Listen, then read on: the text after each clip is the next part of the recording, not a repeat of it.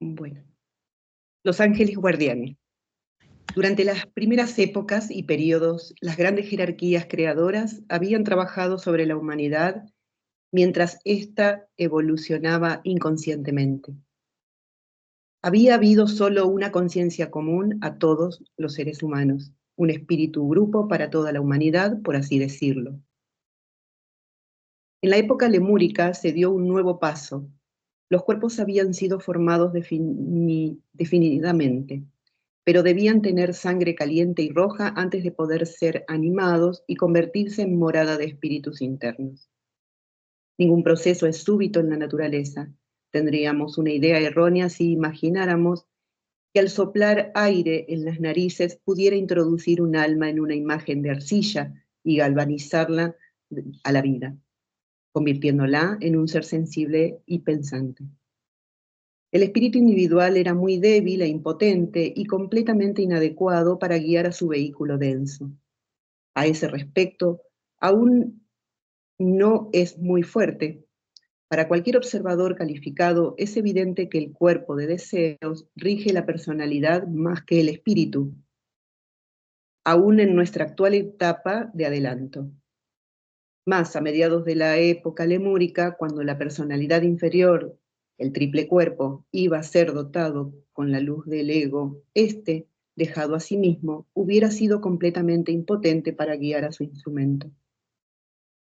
Por lo tanto, fue necesario que alguien mucho más evolucionado ayudara al espíritu individual y preparara gradualmente el camino para su completa unión con sus instrumentos. Esto es análogo a una nueva nación sobre la cual, hasta que sea capaz de formar por sí misma un gobierno estable, un poder más fuerte establece un protectorado, protegiéndola tanto de los peligros externos como de las imprudencias internas. Tal protectorado fue ejercido por los espíritus de raza sobre la humanidad evolucionante, y los espíritus grupos lo ejercen sobre los animales, en forma algo diferente. Jehová es el más elevado, es, podría decirse, el Dios de raza, y tiene dominio sobre toda forma. Es el gobernante supremo y el más elevado poder en mantener la forma y ejercer un gobierno ordenado sobre ella. Los arcángeles son los espíritus de raza. Cada uno de ellos tiene dominio sobre cierto grupo de gente. También dominio sobre los animales, mientras que los ángeles lo tienen sobre las plantas. Los arcángeles tienen dominio sobre las razas o grupos de gente y también sobre los animales, pues estos dos reinos tienen cuerpo de deseos. Los arcángeles son arquitectos expertos en materia de deseos, pues en el período solar el globo más denso estaba compuesto de esa materia, y la humanidad de ese período, que ahora son los arcángeles, aprendió a construir su vehículo denso de materia de deseos, así como ahora nosotros estamos aprendiendo a construir nuestros cuerpos con los elementos químicos de los que está compuesto nuestro globo terrestre.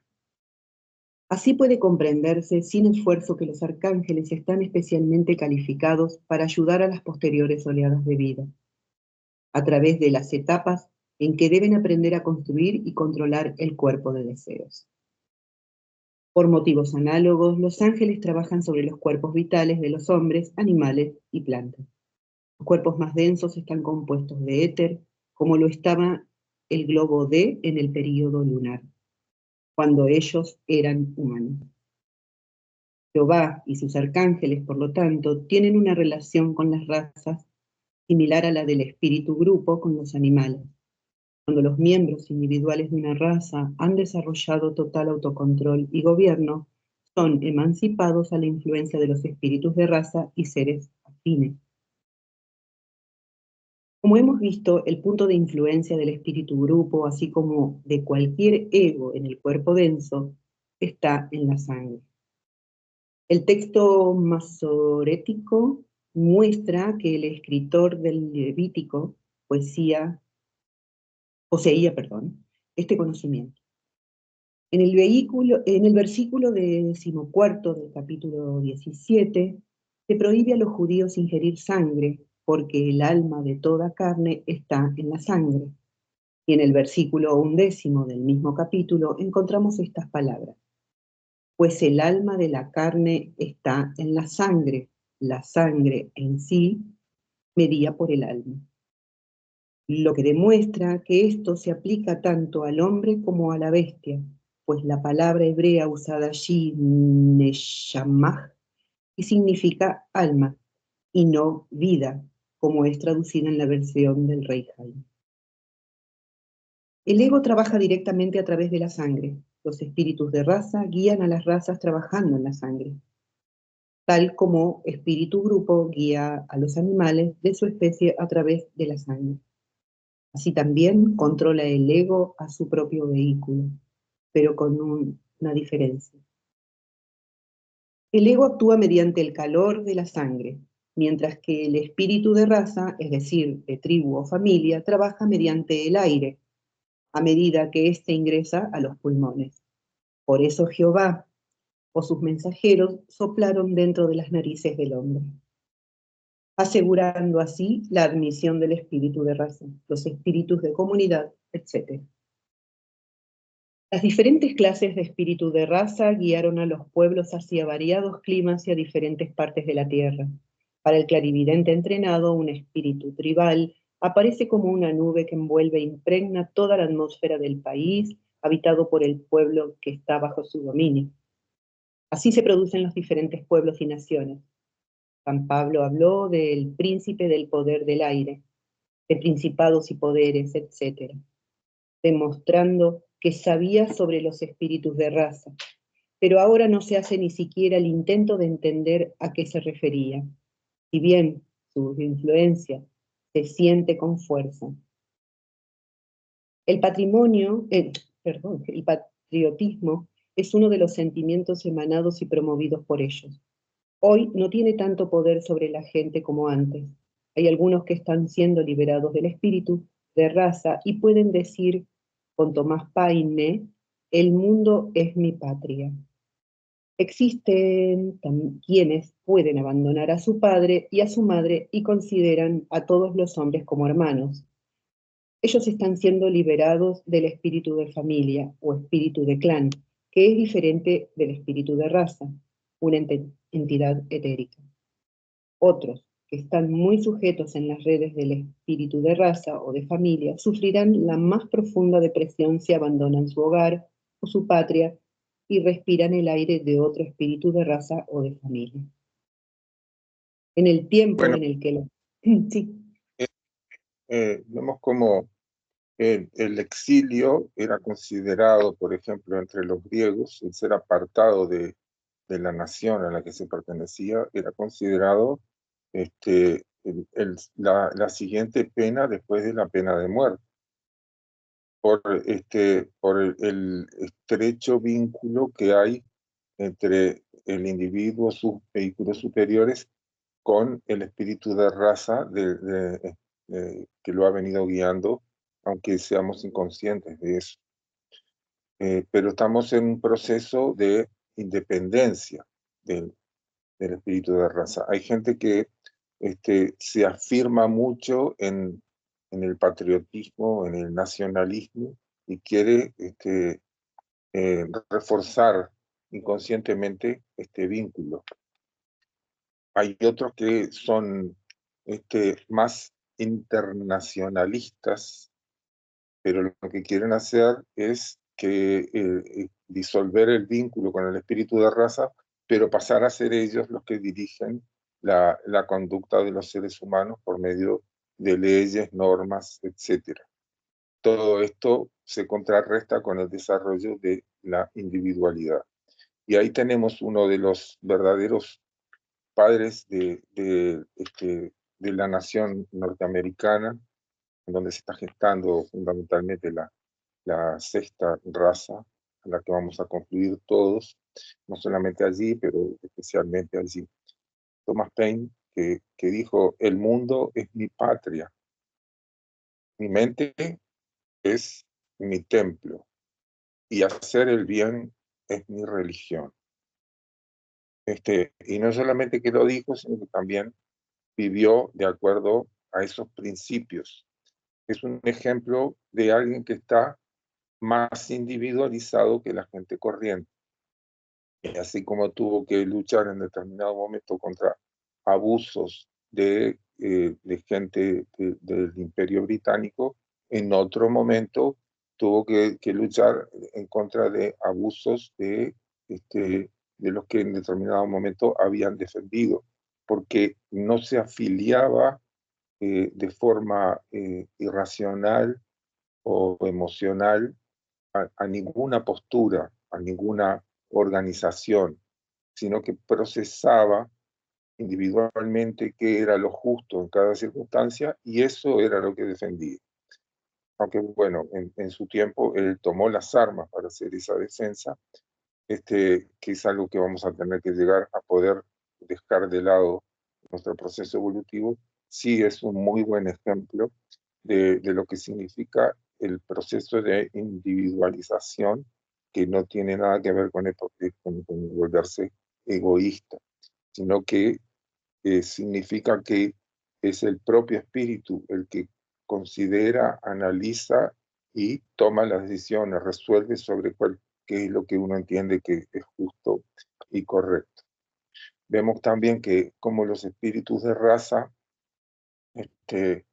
actúan con los animales, esos imaginamos que deben ser espíritus de raza que guían, espíritus grupo, que guían a los animales, que son espíritus no tan evolucionados como sí los espíritus de raza que actúan sobre los seres humanos, guiándonos.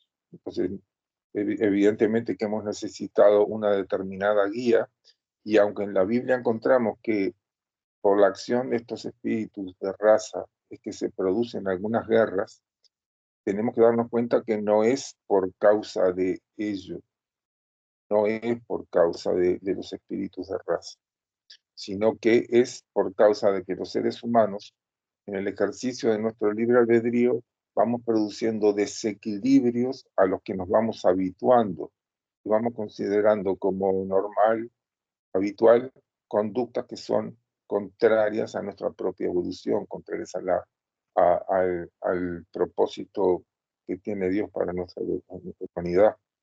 Y necesariamente eso tiene que pasar por un proceso de remoción, que eso se conseguía en lejanos tiempos por medio de las fuerzas de la naturaleza, pero a medida que la humanidad fue adquiriendo mayor independencia, entonces ya eso se fue procesando por medio de las guerras. Evidentemente que no estamos haciendo una apología de las guerras. Las guerras van a tener que ser completamente derogadas, erradicadas de la humanidad, pero para eso tenemos que saber que la conducta de los individuos que formamos la sociedad, los distintos grupos humanos, va a tener que estar dirigida por el propio espíritu y alineado con la sintonía con la voluntad de Dios. Si no es así, las guerras van a tener que seguir existiendo, porque son una forma de correctivo muy cruenta, muy lamentable, pero que es solamente algo comparable a lo que sería la enfermedad. La enfermedad tiene que subsistir en el cuerpo de los seres humanos en la medida que con nuestra mente y con nuestro criterio tomado por el cuerpo de deseos concebimos conductas y realizamos conductas que nos pueden producir placer, nos pueden hacer parecer que somos más inteligentes que otros, de hacerle daño a otros, podemos caer en un montón de desequilibrios y desviaciones, y eso inevitablemente va a producir como consecuencia la enfermedad. Entonces, el problema no es la enfermedad, la raíz del problema es la autoconducción, el desarrollo de la individualidad, reflexionar y conducir nuestra vida por los parámetros que sentimos y entendemos que es justo. Y de la misma manera, eso también va a tener un efecto no solamente en la salud de nuestro cuerpo, sino también en la salud del cuerpo social. al cual pertenecemos, que es toda la humanidad. Bueno, continuemos, ¿sí?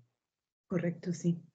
En el tiempo en el que el espíritu raza penetró en los cuerpos humanos, el ego individualizado comenzó a tener un leve control sobre sus vehículos. Cada entidad humana se hizo cada vez más consciente de estar separada y ser diferente de los otros hombres, y sin embargo, por muchísimo tiempo, no pensó en sí misma, en primer lugar, como un individuo, sino como perteneciente a una tribu o familia. El sufijo son, de muchos apellidos actuales, es un remanente de este sentimiento. Un hombre no era simplemente Juan o Jaime, era Juan Robertson o Jaime Williamson. En algunos países, una mujer no era María o Marta, era María Martha's daughter o Marta Mary's daughter. Esta costumbre se continuó en algunos países europeos hasta hace algunas generaciones. El sufijo son permanece aún con nosotros y los apellidos son aún muy respetados. Entre los judíos, aún en tiempos de Cristo, el espíritu de raza era más fuerte que el espíritu individual. Cada judío pensaba de sí mismo primero como perteneciente a una tribu o familia. Su alarde más orgulloso era ser de la semilla de Abraham.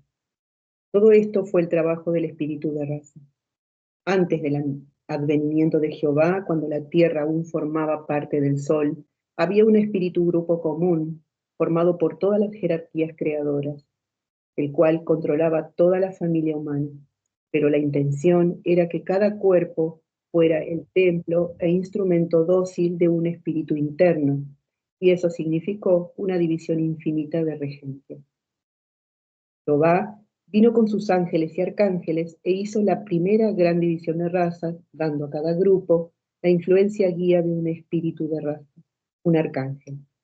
Para cada ego, él destinó a uno de los ángeles para actuar como guardián hasta que el espíritu individual se hubiera fortalecido lo suficiente como para emanciparse de toda influencia externa.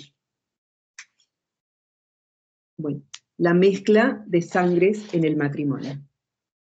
Cristo vino para preparar el camino de la emancipación de la humanidad, del gobierno de los espíritus de raza y de familias separatistas, y para unir a toda familia humana en una fraternidad universal.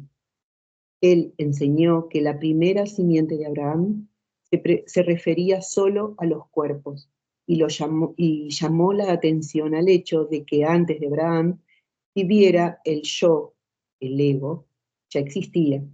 El espíritu individual triple tenía un ser antes de todas las tribus y razas. Tenía su ser antes que las tribus y razas. Y permanecerá cuando ellas hayan desaparecido y aún su memoria ya no exista. El triple espíritu del hombre, el ego, es el Dios interno a quien el hombre personal, corporal, debe aprender a seguir. Por eso Cristo dijo que, para ser su discípulo, un hombre debía abandonar todo lo que tenía. Sus enseñanzas apuntan a la emancipación del Dios interno. Llama al hombre a ejercer su prerrogativa como individuo y a elevarse sobre familia, tribu y nación. No es que tenga que olvidar a su familia y patria, debe cumplir con todos sus deberes, pero debe cesar de identificarse a sí mismo como una parte y reconocer un parentesco igual con todo el mundo. Este fue el ideal dado a la humanidad por Cristo. Bajo el gobierno del espíritu de raza, la nación, tribu, familia, era considerada primero y el individuo último. La familia debía permanecer intacta. Si un hombre moría sin dejar descendencia, para perpetuar su nombre, su hermano debía llevar simiente a su esposa para que la familia no muriera. El casarse fuera de la familia era visto con horror en los primeros tiempos. Un miembro de una tribu no podía conectarse con otra sin desprestigiarse. No era fácil convertirse en miembro de otra familia.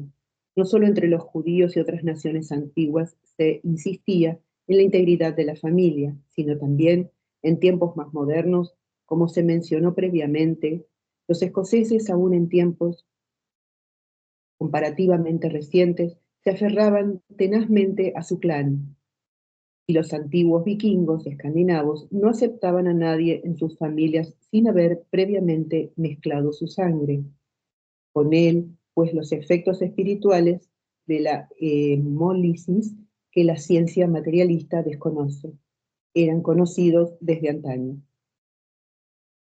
Bueno, Todas esas vemos cosas.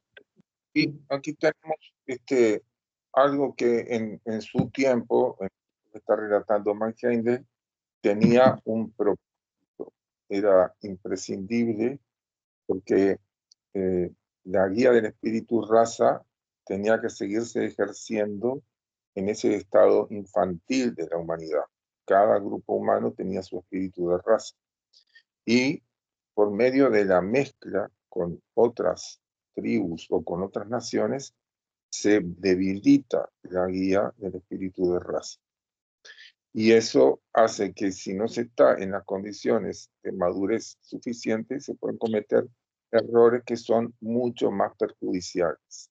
Entonces, así como un niño de corta edad tiene que estar bajo el cuidado y la supervisión de su mamá, ¿verdad?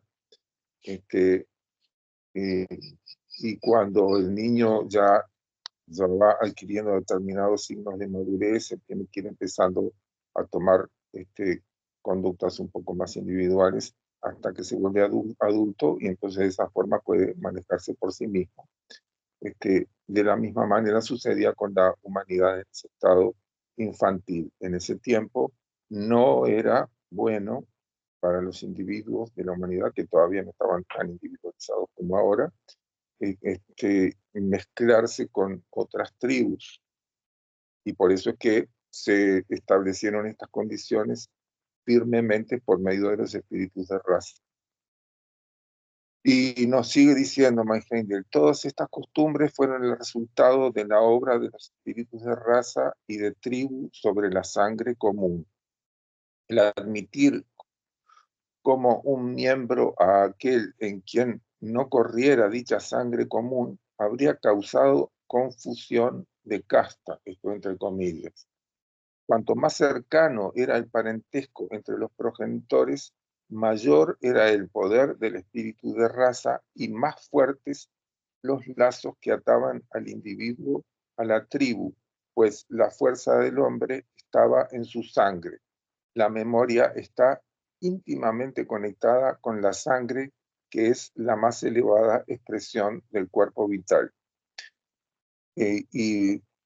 Como comentario también, tenemos que saber que en la medida que los seres humanos permanecían casándose, teniendo descendencia solamente dentro de círculos muy reducidos, de esa forma también se conservaba la clarividencia de forma negativa como tuvo la humanidad hasta la época atlántica. Durante toda la evolución éramos clarividentes naturales, pero de forma involuntaria, con la mezcla de sangre en la descendencia, se va perdiendo esa condición de clarividencia involuntaria.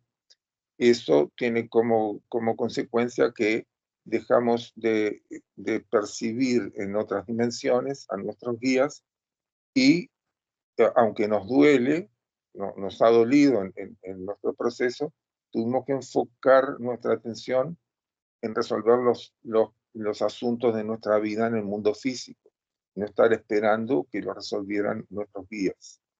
Y de esa forma, por añadidura, fuimos desarrollando capacidades que no se hubieran desarrollado de otra manera. Fuimos tomando control de nuestra vida cada vez más a partir de las decisiones resultantes de estar enfocándonos en el mundo físico. Entonces, esto dio lugar a que en el presente estar casándose o teniendo descendencia solamente dentro de la misma tribu o de la misma familia, el mismo grupo humano, no sea bueno como lo fue en su momento, sino que al contrario, pasa a ser perjudicial, ya ha pasado a ser perjudicial. Es preferible estar independizándose del espíritu de raza, aunque inevitablemente se van a cometer algunos errores, porque lo mismo que el niño, si siempre va tomado de la mano de la mamá, entonces cuando tiene que cruzar la calle o cuando tiene que hacer cualquier actividad, va a estar más protegido. Pero esa no es la finalidad de la vida. Uno no puede tener 25 años y seguir comportándose como cuando era un niño. Entonces es necesario que se vaya soltando y eso puede hacerle cometer algunas equivocaciones, pero bueno, estamos en este proceso.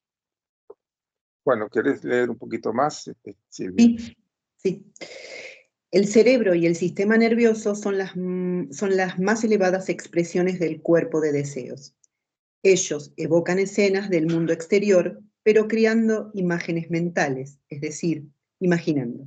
La sangre aporta el material para las escenas, por lo tanto, cuando el pensamiento está en actividad, la sangre fluye a la cabeza. Cuando en las venas de una familia corre por generaciones el mismo linaje de sangre sin mezcla, las mismas imágenes mentales hechas por el bisabuelo, el abuelo y el padre son reproducidas en el hijo por el espíritu de familia que vive en la hemoglobina de la sangre. Aquel se ve a sí mismo como la continuación de una larga línea de antecesores que viven en él. Ve todos los sucesos de las pasadas vidas de la familia como si hubiera estado presente. Por lo tanto, no se percibe a sí mismo como un ego. Él no es simplemente David, sino el hijo de Abraham. No es José, sino el hijo de David.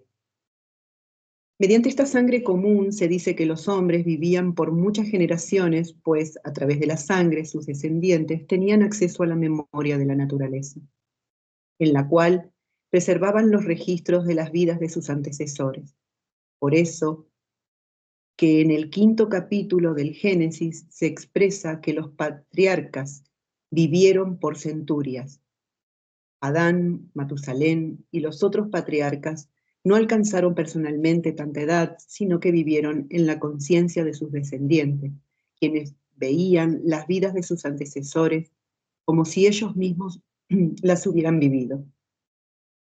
Al finalizar el período indicado, los descendientes no pensaron en sí mismos como Adán o Matusalén. El recuerdo de estos antecesores se fue esfumando y así se dice que murieron. La doble vista de los montañeses escoceses demuestra que mediante la endogamia se retiene la conciencia de los mundos internos. Ellos han practicado el matrimonio dentro del clan hasta hace poco tiempo. También los gitanos, quienes se casan siempre dentro de su tribu. Cuanto más pequeña es la tribu y más cercano el parentesco entre los progenitores, más pronunciada es la vista. Las primeras razas no hubieran osado desobedecer el mandato restrictivo dado por el dios tribal de no casarse fuera de la tribu, ni tenían inclinación a hacerlo, pues no tenían mentes propias. Los semitas originales fueron los primeros en desarrollar la voluntad, y de inmediato se casaron con las hijas de los hombres de otras tribus, frustrando temporalmente el designio de su espíritu de raza, siendo de inmediato expulsados como malhechores que habían ido a adorar dioses extraños, por lo que se hicieron inmerecedores de la simiente para las 7 razas de nuestra actual época aria. Los semitas originales fueron, de momento, la última raza de los espíritus de raza, que los espíritus de raza cuidaron de mantener separados. Más tarde se dio al hombre libre albedrío. Había llegado el momento en que se debía ser preparado para la individualización. La antigua conciencia común, la clarividencia involuntaria o doble vista que mantenía constantemente ante los hombres de la tribu las imágenes de la vida de sus antecesores, y los hacían sentirse íntimamente identificados con la tribu o la familia. Iba a ser reemplazada durante cierto tiempo por una conciencia estrictamente individual, confinada al mundo material con el fin de separar las naciones en individuos, para que la fraternidad del hombre pudiera ser un hecho sin importar las circunstancias externas. Esto es bajo el mismo principio de que si tenemos cierto número de edificios y deseamos transformarlos en una estructura grande, es necesario deshacerlos en ladrillos separados. Solo entonces puede ser construido el edificio mayor. A fin de efectuar esta separación de naciones en individuos, se dieron leyes que prohibían la endogamia o matrimonio en la familia, y desde entonces los matrimonios incestuosos comenzaron lentamente a ser vistos con horror. Así fue introducida la sangre extraña en todas las familias de la tierra, y ella fue borrando gradualmente la clarividencia involuntaria que promovía el sentimiento de clan, y segregó a la humanidad en grupos. El altruismo está sustituyendo al patriotismo, y la lealtad hacia la familia está desapareciendo como consecuencia de la mezcla de razas. Naturalmente que lo que está desapareciendo es la defensa a ultranza de los miembros de la familia, independientemente de que su conducta haya sido injusta. Evidentemente que si hay algún miembro de la familia que no ha tenido una buena conducta, lo que conviene es apartarlo de los demás y después llamarle la atención de que uno no está defendiéndolo.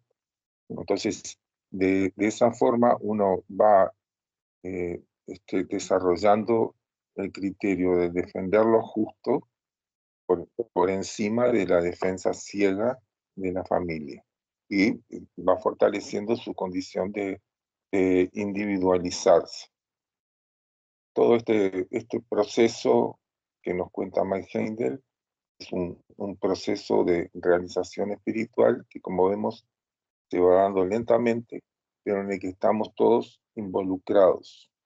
Y tenemos que saber que hay un montón de indicios que nos muestran que las familias de los nobles, no solamente en Europa, sino que también en otras partes del mundo, en Asia, etcétera, son familias que no se han adaptado a esta condición de apartarse de la endogamia. Hay distintos trabajos que señalan que hay un parentesco íntimo entre casi la totalidad de los miembros de la nobleza, no solamente entre los reyes, sino que entre los distintos niveles de la nobleza. Entonces, sabiendo eso, podemos deducir que posiblemente ellos sean portadores todavía de una forma de clarividencia involuntaria y tengan acceso a percibir las distintas imágenes de las posibilidades latentes en el mundo del deseo. También sabiendo que las condiciones morales no se heredan, sino que son condiciones individuales. Entonces, si bien en algún momento puede haber habido algún rey o algún conde o duque o lo que sea que haya sido moralmente elevado, su descendencia no necesariamente lo tiene que ser. Y más que si se permanecen dentro de los mismos grupos etarios, entonces eso va limitando su desarrollo de la individualidad. Inevitablemente eso produce una opresión para el espíritu. Pero el hábito de funcionar así, generación tras generación, vida tras vida, esta gente los tiene atrapados y encima, como son poseedores de privilegios en la vida, en el mundo físico, eso necesariamente tiene que conducir a una degradación en su participación en la conducción de las cosas del mundo.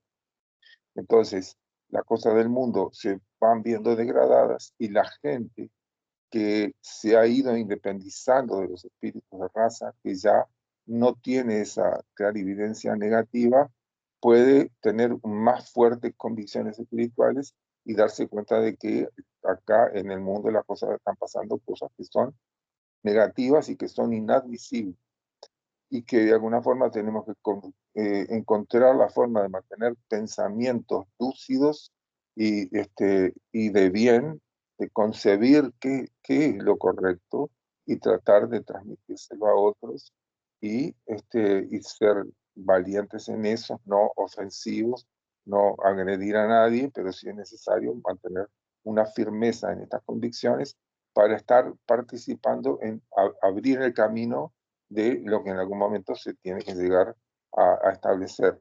Tiene que caer esta forma de manejo de la humanidad en la que hay seres que todavía están atrapados en esta forma de endogamia, que si bien los mantiene bajo la guía de un mismo espíritu de raza, eso no es lo importante es que se va deteriorando su capacidad de individualizarse. Están desajustados el desafío que tiene la humanidad en este tiempo, que es individualizarnos. Y bueno, eso presiona a la sociedad y hace que vayamos tomando posiciones y decisiones en la medida que nos mantengamos bajo el principio cristiano de amar a Dios por sobre todas las cosas y al prójimo como a uno mismo, aún amar a aquellos que están cometiendo esta clase de equivocaciones, vamos a decir, y llamarlos a rectificar su conducta en la medida que podamos hacerlo.